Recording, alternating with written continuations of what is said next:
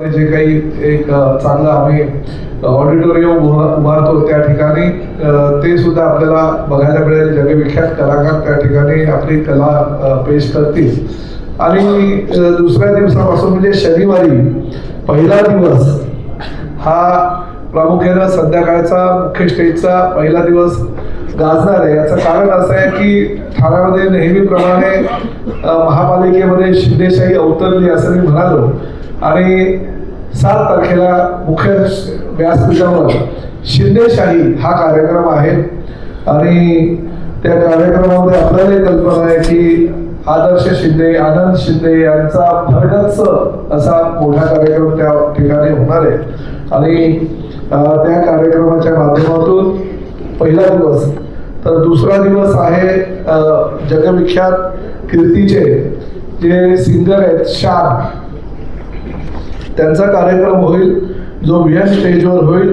आणि शान यांचा कार्यक्रम 8 फेब्रुवारीला आणि त्याचबरोबर 9 फेब्रुवारीला जगविख्यात म्हणजे त्यांचं टी व्हीवर एक शो सुद्धा फार फेमस होता, तारक मेहता का उलटा चष्मा, ते शैलेश लोढा हे आपल्या सगळ्या सहकलाकारांसमवेत वात्रटिका म्हणा किंवा कविता म्हणा ह्या सादर करतील. आणि तो एक चांगला उपक्रम आपल्या माध्यमातून त्या ठिकाणी आपल्या सगळ्यांच्या समोर येणार आहे.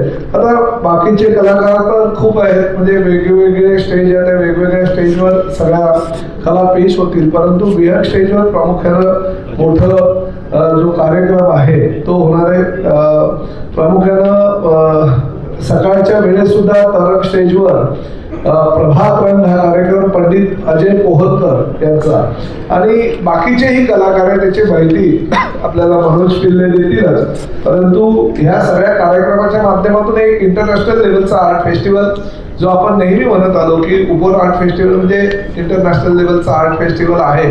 आणि त्या आर्ट फेस्टिवलला सगळ्या ठाणेकरच नव्हे तर आसपासच्या शहरातून सुद्धा लोक मोठ्या प्रमाणात येत असतात, मुंबईचे लोक येत असतात. आणि विठ्ठलवारी हा कार्यक्रम ह्या वर्षाची थीम असल्या कारणानं आम्ही ही थीम पुढे नेतोय. प्रामुख्यानं उपमुख्यमंत्री आणि शिवसेना पक्षाचे मुख्य नेते एकनाथ शिंदे साहेबांचाच 9 फेब्रुवारी रोजी वाढदिवस असल्या कारणानं आम्ही आणि त्याचबरोबर राज्यामध्ये ज्या पद्धतीनं शिवसेनेची घोडदौड त्यांनी चालू केलेली आहे.